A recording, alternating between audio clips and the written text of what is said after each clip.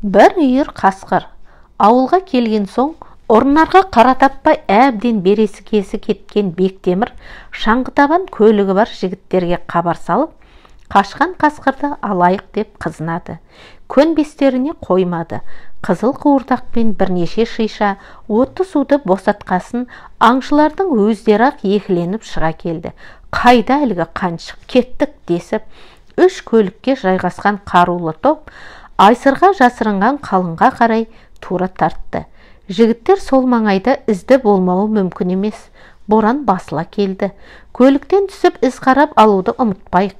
Сақып, әсіресе сен сақ бол, деп Бектемір бір тоқтаған сәтте 5 аңшыға мұқият ескертіп жатты. Олар шоғырланған, өскен әр жердегі ағаштардың бірде арасымен бірде айнала жүріп, аңқақты бетке шықты. Көп ұзамай алдарынан үйірлі қасқырдың ақ даланы қақ айырған салмақты ізі ирелеңдей жосылып шыға келмесі бар ма? Ішшіл сақыпсыз да айқайлап жатқан ізді көргенде жігіттердің арқасы қосып қиқулап кетті. Қауыс ауыз бытыраға толтырып, төңірегіне жұтына қараған топ аңшы іштей қандыбастың бері тарт. Қанша болсаң да бізден енді құтылмайсың деп тіс қайрап, іштей сертке беркіген. Бектемір қолын көтерді.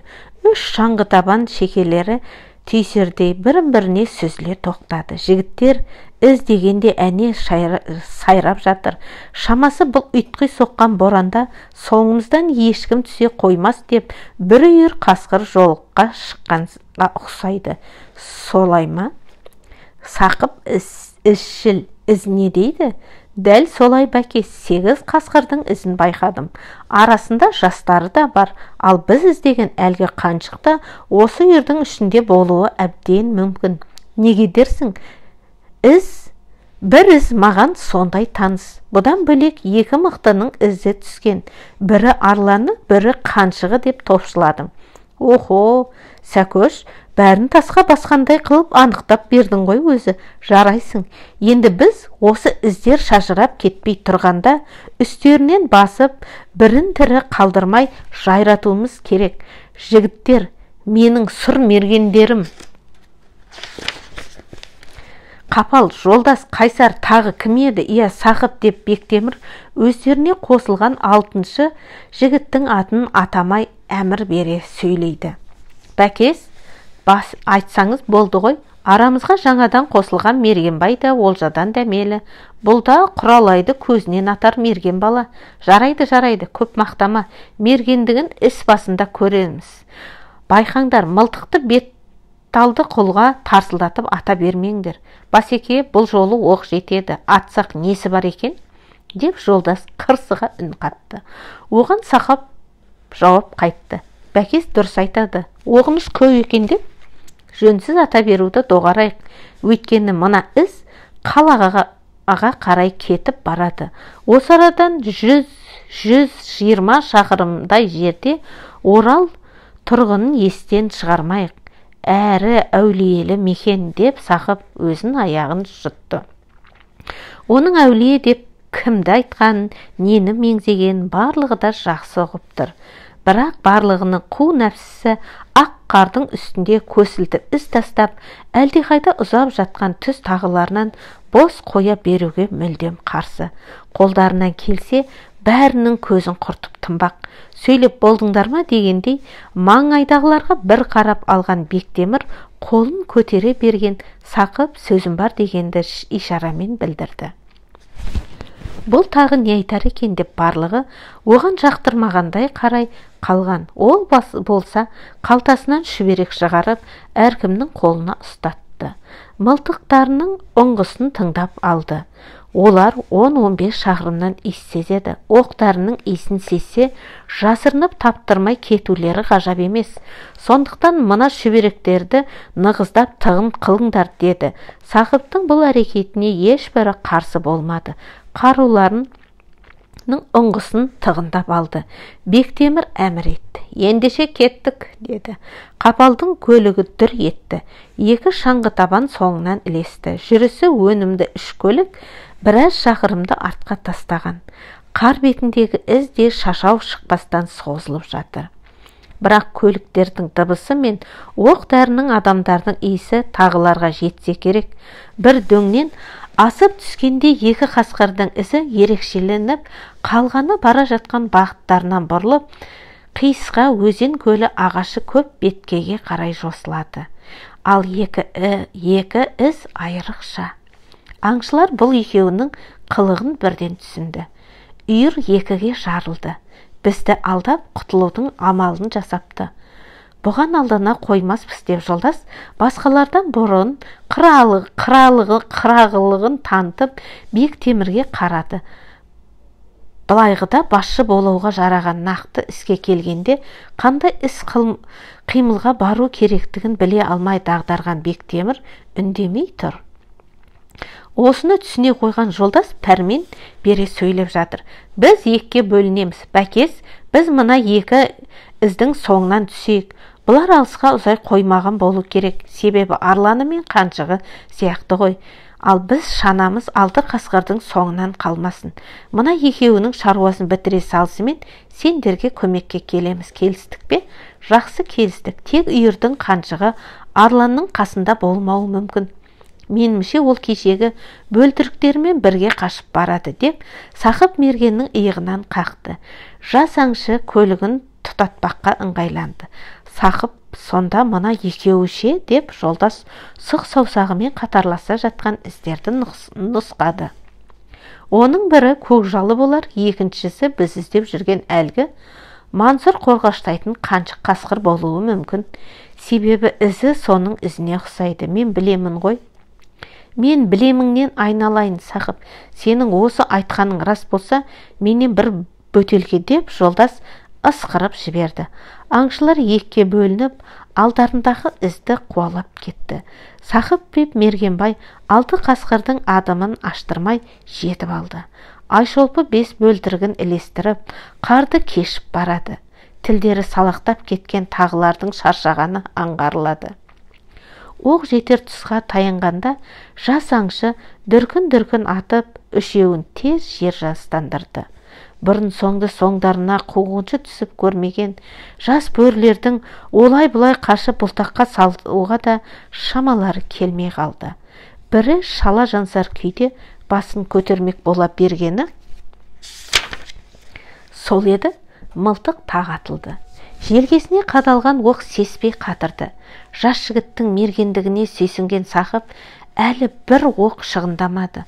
Осыны Бектемір көрер ме еді деп ойлап қалды. Қалған үш қасқырға тақай беріп мылтығын кезіне бергенде алда жотып бара жатқан Айшолпы жалт бұрылып кейін қарай қашты. Оның соңына ілескен екі бөлтіріктің бірі еркек болса керек. Жүрегі дауаламай тұрса да төніп қалған аңшыларға айбат шегіп, әрі енесіне алаңдап, әрі жанындағы қарындас серігін қимай екі ортада дағдарды. Осы сәтті күткендей ауылдан шыққан иығынан түспеген Сақыптың қаруы сөйледі. Абдырап қалған Мергенбайдың да мылтығынан ұшқан қорғасын екінші қасқырдың денесіне кірш-кірш қадалып жатты. Оқ деген жерін тестілеп, дөңбекшіп қиналған ұрғақшы бөлтірік келер сәтте бұл екеуіне қарата тісін ақситып, айбат шегіп, соңғы күшін сарқып жатыр. Пәлі, бізге қарсы шабатын еркегі бітіп, енді қаншығы қалып па еді?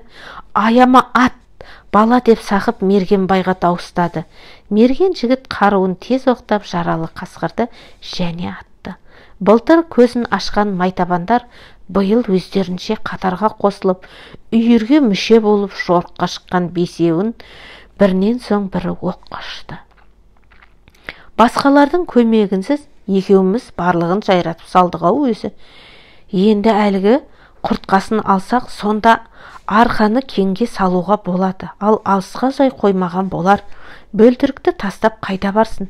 Алдымен өзінің ізін тауып алайықшы деп Сақып Айшолпы құртқа бұрылған бетке көз салып шолып келеді. Сақып аға, сіз болмасаңыз, мен бұлай ата алмас едім. Сіздің бағыттауыңызбен бесеуін бірден құлатқаныма өзім де қайранмын. Солай ма? Менікі тәжірибе ғой. көздеген өзің, атқан сен. Өзің Мергенбай десе Мергенбай екенсің деп, аңшылықтың дәмін татып, танауы делдейіп, мақтағанға семіріп тұрған жас серігінің арқасынан қақты. Кеттік, әлгі қаншықтан айырылып қалмайық. Бас алға. Сақып аға, жанармай бітті. Не дейсің? Біткені қалай? Жеткілікті қылып алмап па едің? Толық етіп құйып алған сияқты едім, бірақ біз көп жол жүрдік, сарқылып қалыпты. Қазір тоқтаймыз. Қап әттеген-ай, мүлдем бітті ме сонда? Ой, әкеңнің аузын ұрайын. Дұрыстап қарашы, шынымен бітіп қалды ма? Мүлдем аздан соң тоқтаймыз. Қап, қаншық құтылып кететін болды-ау. Енді қайттың. Бәлкім Жолдас пен Қайсар ағалар келіп қалар. Қасқырдың ізі сайрап жатыр. Құтқармас деп ойлаймын. Дегенше ып-ық-пық деп қою түтіні бұрқ-бұрқ шыққан көліктің моторы бір жола өшті. Ал, білмеймін, олар қашан келеді. Қарасы көрінбейді. Олардың ендігі келетін уақыты болғалы қашан, әлі жоқ емес пе? Кәрі қасқырдың айласы мол, қуғандарын ала алмай жүрген болар. Бізде басқа амал жоқ қой, күтеміз, күтпегенде қайтеміз деп көліктен түскен. Сақып қарды сарқылата ұзып сөйлеп барады. Жарайды, сен көліктің жалында бол. Мен өлген қасқырларды бір жерге жинап қой. Мен жаяулап әлгі қаншықтың ізіне түсіп көрейін деп сәл жүгіре басып Айшолпының соңынан кетті. Бұл уақытта екі ірі қасқырдың ізіне түскендер де әппақ даланы қызыл қанға бояп, маңайды мылтық гүрсілімен сілкілеп елді мекеннің тынышын алып жатты. Қашқанды қуу оңай, оның үстінде астыңда желден жүйрік көлігің болса. Қош шаңғы табан омбы қарды айырып қасқырларға барған сайын жақындап келеді. Ашық далада құтылып кетерлік мүмкіндіктері қалмағандай, бауырынан келген күртік қарды кешіп, төрт аяғын терт сермеп, өршелене ұмтылған түс тағысы бір қарағанда жаны көзіне көрінген әбден қысылған аңға ұқсамайды. Құтты жемтігіне жетпекке бар күшін салып, қарды құлаштай лақтырған, алға ағындаған, өз-өзіне сенімді көкжалға ұқсайды. Тілінің салақтап, жуан мойынның бұрылмастай күжірейіп кеткені болмаса, қашқан қасқыр қайратты. Бектемір қаруын кезеніп келеді. Атуға әлі ерте, тақай түсу керек. Сұлба айқындала берді. Бектемірдің қырағы көзі Мансұрдың ауласына көрген құртқаны, яғни айсырғаны бірден танды. Қап бәлем, түстің бе қолға? Енді менен құтылып көр деп мылтығын санатан алмай, әлі де жағындай түсуді күткен Бектемір қапталдағы көлікке көз қарын салды. Қайсар мен Жолдас жасарланды көздепті. Жасы тіпті қуатты. Әлде салмағы аз бәкен қардың бетімен секіре қашып, арасында екі жағына жалтарылып, білген айласын жасап барады. Бектемір мылтығын екі қайтара атты, бірақ оғы дарымады. Зулап келе жатқан көлік үстінен қару қолдану үшін көп машық дағы керек. Ішкі есебің түгел болмаса, мергенмін дегендердің өзі қимыл қозғалыста абайлап атады. Себебі қайтара оқтаудың өзі бір машақат. Екі қасқыр бір бағытқа қарай қашып бара жатқандай болғанымен, ішкі түйсіктерді, аңшыларды адастыру екені түсінікті. Шолақ аңқақылының қарлығынан қарай жортқан құртқаға оқ дарту оңай болмады. Мергендігімен аты шыққан қапалдың да атқан оқтары ай далаға кетіп жатты.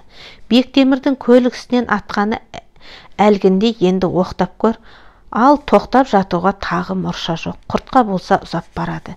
Не болса да жүрісті бәсеңдетпей қашқан аңның соңынан қалмаулары керек. Сондықтан Бектемір мылтық атуды доғарды, оқтауға көшті. Қос мылтықты қапал сөйлетеді, әрі көйлік жүргізеді. Қаруды оқтара жүрісті баяулатты. Әйтпесе Бектемірдің қолы келіспей бірнеше патронды жоғалтқанын қайтерсің. Өстіп жүріп екеуі алдыңғы көліктен біраз шығындап та кеткен. Екі жыртқыш айлаға салып, бір қосылып, бір ажырап, ақыры екеуі екі жаққа бөліне қашқанда, бірін-біріне соқтығыса қалап жаздаған көліктердің дыбысы да жұтылған. Бірін-бірін естілмейді. Кенет Бектемір мен қапал мінген көліктің табаны қатты затқа соғып, мотор кілт өшті. Қою көк түтін бұрқ ете түсті. Ой, шешеңді деп боқтаған Қапал көлікке не болғанын білейін деп түсе салып қарап жатыр. Алдарында қарға көмілген қошқар басындай тас жатыр. Көлік соған соғылыпты. Бәкес, мынаны қарасы, жолымызға тастапты. Қайдағы тас?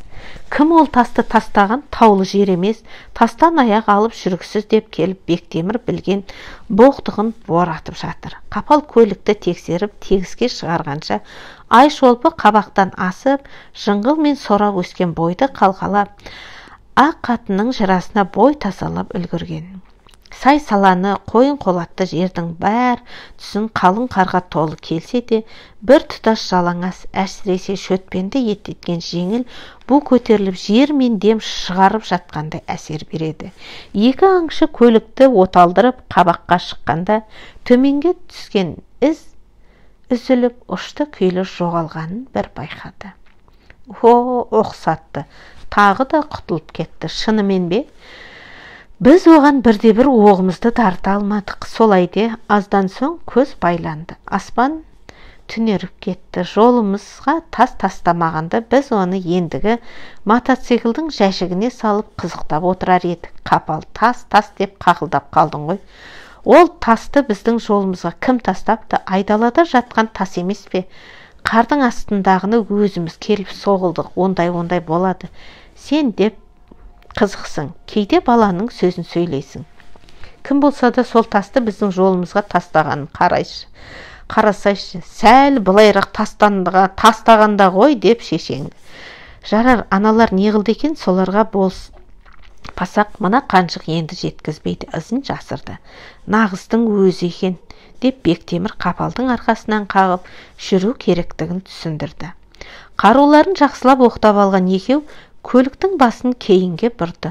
Бұл кезде Қайсар мен жолдас ащы көк тұран арланның соңынан қалмай қуып, сіңірлі денесіне бірнеше оқ тартты. Көкжал сонда да жүрсін, баяулатпай баппен қозғалып барады. Ізі қан жоса. Оқ тигенше аш белі бүгіле түсіп қайта жазылады. Өлермендене алға ентелейді. Соңына түскен қарулы адамдардан құтылып кететіндей алған бетінен қайтпайды. Ей, адамзаттың баласы, менің қыр соңымнан қыл елі қалмайтындай сендерге сондай-ақ не істеппін? Мейлі ата түс, бәрібір қолыңа түспеймін деген көк құрыш рух сынар емес, ұмтылған үстіне ұмтылады. Денесіне оқ қадалған сайын қимылдайды. Оған тоқтауға болмайды. Қайсар, біз екеуміз мына арланға қанша оқ жұмсағанымызды білесің бе? Санағаным жоқ, біраз оқ кетті бірақ. Жаны сірінеме әлі қашып барады. Бүкіл даланы бір өзінің қаны жуып барады. Осындай пәлені бұрын соңды көрдің бе? Мықты қасқыр. Жанды жерінен тегізе алмай тұрмыз ғой. Ол бізге күліп бара жатырған сияқты, ұзын тілі салақтап, екі езуі қасқыр күлкісі секілденеді. Сен де айтасың-ау, о заманда бұ заман қасқырдың күлгенін кім көріпті? Біз мына екеуміз көрдік. Көріп келеміз. Қарашы, әне, айбарлы ызалы күлкісімен бізді мазақ қылып барады, деп мылтығының шүріппесін басты. Тиді, тағы бүйірінен тиді. Денесі қорғасынға толы. Енді жүрісі ауырлап барып құламаса, мұның жуық арада дамылдар түрі көрінбейді. Мен мұндайды бірінші рет көріп тұрмын. Бұл бір өлмейтін мақұлық болды. Сен солай ойлайсың ба? Ей, мынау шынымен де оқ тиген сайын күшейеді ме? Қимылды қатты. Бас газды деп жолдас мылтығын кезеп қайта-қайта айтты. Жолдастың атқан оғы қиыс кетіп еді. Дарыды, бірақ арлан қансыраған күйі тек алға ұмтылудан басқаны білмейді. Қос мергенді қайран қалдырған көкжал сүйретіле жүріп барады. Жолдас, енді атпа, атуға болмайды. Неге? Көрмейсің бе, қорымға келіп қалыппыз. Не қылған қорым, моланы айтып тұрсың ба? Онда тұрған не бар? Біз атпасақ, ана қасқыр сол енді айтқан қорымға кіріп кетеді. Соған қарай ұмтылуын қарашы өзінің. Онда кім жерленген? Жолдас, сен соны да білмейсің бе? Жұмағазы Қазіреттің зираты осы арада емес пе? Сен шынымен де білмейсің бе? Не, мұны білмеуің мүмкін емес. Білем, ойнап айтам, сен не қылар деген екен ғой. Дәдем атама?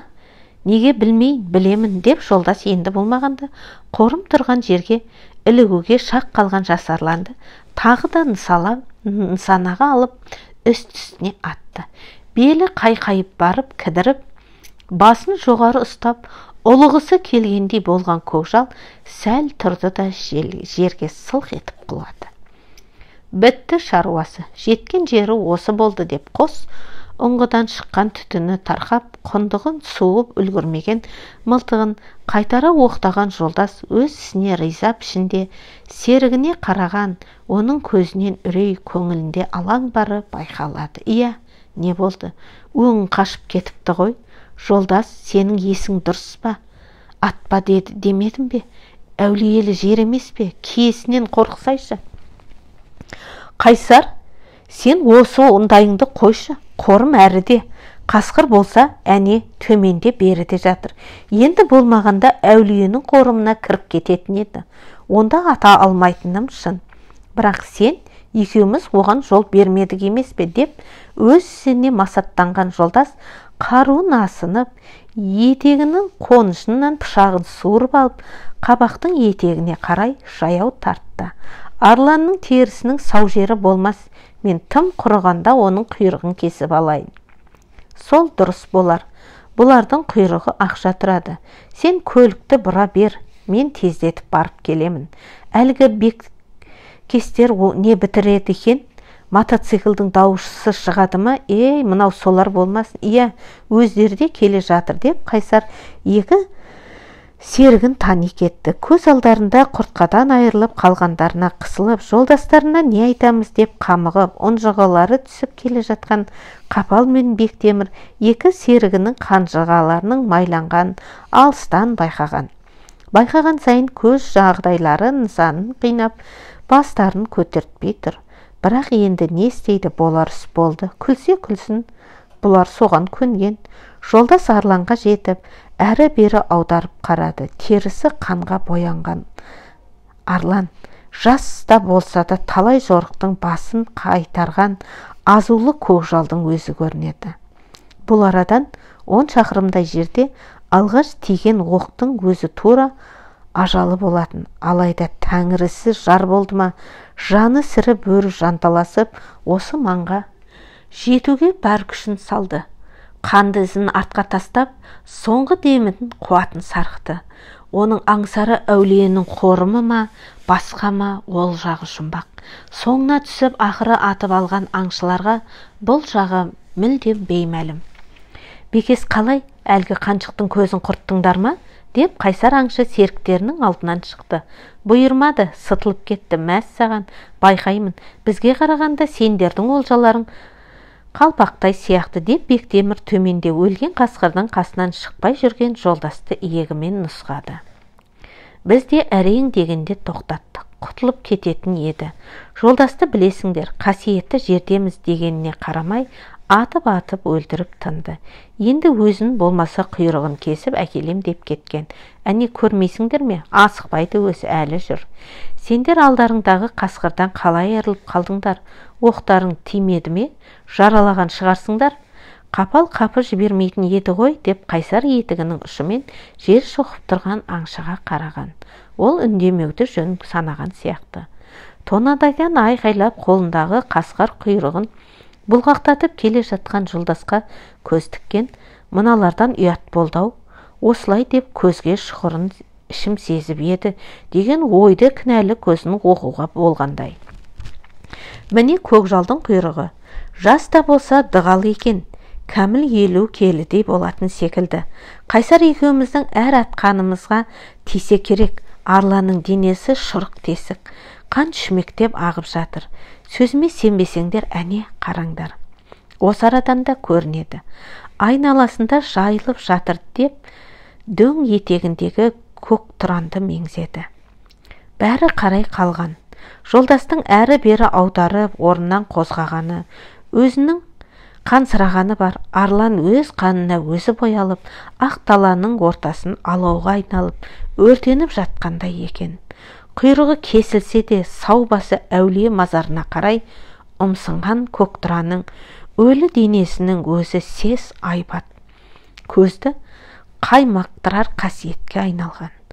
Оның осы жатқаны жатқан, әлдекім сүйреп әкетпесе, жер қазып көмбесе, ешбір жыртқыш пен қараға құзғын жоламастай болған. Құриды. Жазға жетсе аптап ыстыққа қуырылып, қурап сарғаяды ма, ағарады ма. Көкшулан терісін аң біткен айналып өтеді. Басқаларға бұйырмаған осындай құрмет бөріде бар. Көктұраның құйрығын ұстап қалғандары оның шын өзі қайда кеткенін білмейді.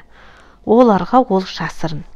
Өлі арланға көз тіккен аңшылардың нені ойлаған кім білсін, әрқайсысының өз білгені бар. Нені ойласа да бірінің дені жаны ашымаған, көз жанарларына бергі дүниелік ойдан өзгесі жоқ. Осы үнсіздікті Бектемір бұзды. Құтты бір батыр өлгендей несіне телміріп тұрмыз. Не, өлген қасқыр көрмедік пе? Ол енді өлімтік. Иә, ол енді өлімтік. Оны өлімтікке айналдырған біздей аңшылар. Ал Мансұр босатқан қасқыр қайда? Ол қанша дегенмен құртқа? Бұған қарағанда 60-70 келі тартатын шығар, деп жолдас түбіне қан қатқан көксір құйрықты Бектемір мен Қапалдың алдына тосып, олай-бұлай болғады. Оның мұнысы қытығына тиген Бектемір шыдай алмады. Қанша қасқырдың соңына сен екеуіңді түсулерің керек еді. Жас арланды ұстағандарыңа мәз боласыңдар деп жерге шырт түкірді. Бәкес, не болды соншама? Мен сондай-ақ не дедім? Деп жолдас ештеңе түсінбей Қапал мен Қайсарға қараған, екеуінің кейпінен жағдайды шамалады. Қаншық қасқыр айлалы келеді, құтылып кетті деңдер. Жә, кетсін, жаралы болса, онда ұзамас, ұстармыз. Оған бола қапа болмайық, деп жолдас өзіне жоқ мінез танытып, байсалды бола қалды. Жолдас, ол Қаншық Аңқаты өзенін бойлап, адырлы жер қабатты жерлерді шиырлап, өз үзін өзі кесіп, бізді әбден титықтатып, ақыр айналдырғанда адастырып кетті. Ашық далада болса, бірдеңе етіп шаруасын бітірер едік. Жықпыл-жықпылдың арасымен қашып, денесіне жалғыз оқта дартпай сытылды ол Қаншық. Мына Қапалды мақтайсыңдар мерген деп. Ал айтсын өзі, неғып тигізе алмаған. Сөйле мерген. Оның несін айтамын? Атудай-ақ аттық тимеді. Бұйырмады деген осы, деп салысуға кеткен Қапал қалтасын түрткіштеніп темекіздеп кетті. Солай деңдер. Бопты. Ал әлгі екі мергеніміздің жайын кім біледі? Хабар-ошар бар ма? Бізден байланыс жоқ. Өзара сөйлесуге рация алуымыз керек. Телефоны құрғыр, бірде алса, бірде алмайды. Мергенбай мен Сағып 6 қасқырды қуып кеткенін білеміз. Жас баланы білмеймін. Ал Сағыптың ізшілігімен қатар мергендігі жаман емес. Мен онымен бірге қанша аң алдым. Ұшқан құс пен қашқан қоян атаудың шебері Сағып аңшы. Егер қартаймаса, көзінен от, қолынан әл таймаса, онда мен білетін Сағып олжалы. Жоқ дегенде екі қасқырды қанжығасына байлады деп темекісін тартып көлігін тұтатуға беттеген Қапалды тыңдаған топ аңшы бұл арадан қозғалу керектігін түсінді. Бірі-бірін іздей шыққан аңшылар айдалада ұшырасты. Айшолпыдан айырылып қалған өзін айыпты санаған Сақып серіктерінің сауалына бірден жауап қатпастан 5 бөлтірікті алдарына жайып салды. Біздің олжамыз осы ғана. Мұның барлығын Мергенбай жайратты. Мен бұрынғы Сағып емес екенімді бүгін білдім. Қол мығым болса да көз жасаурайды.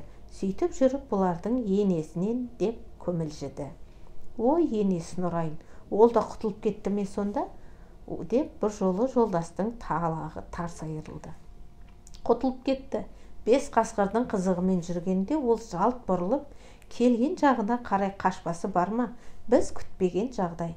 Қуып кеп кеттік, бірақ қырсыққанда көлік өшті, жанармайы бітті. Содан сендерді күтіп осы арада тұрмыз, деп Сақып сөзін сарқыды. Солай іздейсің. 8-дің 6-ын алдық, 2-і нағыз керегі қос құртқа сытылып кетті. Олар көп кешікпей бөлтірік дейді. 2-і 5-5-тен туса, 10 жалмауыз дайын. 10 жалмауыздан 20, 20-дан 30, ол 30-дан 40 сөйтіп кете береді. Бұлар өлмейді, міне біз бар болғаны құйрығын ұстап қаламыз деп жолдас беліне орап алған көктұраның сала құлаш құйрығын суырып алып, енді Сақыптың тұмсығына тақады. Мынаны көрдің бе? Бүгінгі олжамыз осы ғана. Иә, балаға рахмет. 5 бөлтірікті өлтірген. Ал Сақып, сенің мұның жарамады. Бекес пен Қапал да бүгін көз алдындағы қаншықты жіберіп қойды. Сендерге не болған түк те түсінбедім. Қайсар да қарқылдап қалды. Киелі жер, әулиелі мекен, ойбай атпа деп. Ал атайын, сонда не болады? Қолымызда мына құйрықта болмас еді деп. Жер тепсіне сөйлеген жолдасқа қарсы аңшының бірі де уәж айта алмады. Бәріне басшы болып жүрген Бектемірдің де пісі басылып, қасы қатайып қалған. Жолдас сөзінің жаны бар. Екі бірдей құртқадан ұрпақ өріпсе, бір-екі қар басқанда, бұл далада үрейлі көкжалдарға жан бітері анық. Аңшылар ұтылыпты. Бектемір жас жігіттің мергендігіне сүйсінді, әрі қызғанды. Сақыптан бөлтіріктерді атқан жердің аты кім деп едің деп Мергенбайға көзінің сұғын қадап, жол бойы қайта-қайта қараумен болды. 8 қасқырдың 6-ын атып алып, 2-інен айырылып қалған аңшылар ауылға көңілсіз оралды. Күн көзі ашылғанмен аяз күшейген. Жігіттер үйде-үйдіне тарайтын тұста Бектемір қолын көтеріп күлкісінен сөйледі. Біздің бүгінгі олжамыз жаман емес. Бір үйір қасқырды қырып салмағанмен арланын және одан тарайтын ұрпағын атып алдық. Сақыптың жанындағы аты кім еді? Мергенбай. Иә, Мергенбай жарады. Аты сатына сай жігіт екен. Мергенбай, енді сені аңшылықтан қалдырмаймыз. Әзірге демал. Бұйырса бірер аптаның төңірегінде әлде хабар түссе, одан да бұрын тағы да жорыққа шығуымыз мүмкін. Мылтығыңды майлап, сайлап қой. Жас жігітті біраз мақтап алды. Ал менің саха мергендерім, сендерме менің мақсатым екі бірдей қаншық қасқырдан айырылып қалғанымыз жақсы емес. Жолдастың жаңаға айтқандарынан қабыл алдым, мойындаймын. Біз Қапал екеуміздің бірден бір осалдық болды, оны жасырмаймыз. Ізшіл Сақыптың да айыбы үлкен. Мергенбай 5 бөлтірікті атып жатқанда, бұл неғып отырған дейсің, түсінбеймін. Жә, енді болар іс болды. Бояуы сіңді. Оған бола таусыла бермейік. Жақын күнде тағы да атқа қонармыз. Құтылған сытылғандардың көзін жоярмыз. Жарайды ма? Деген аңшылар қозғалақтап иә десті. Бүгінгі олжаларымызды жумаймыз ба деуге ешқайсысының дәті бармады. Әйтеуір 3 көлік 3 жаққа бұрылды.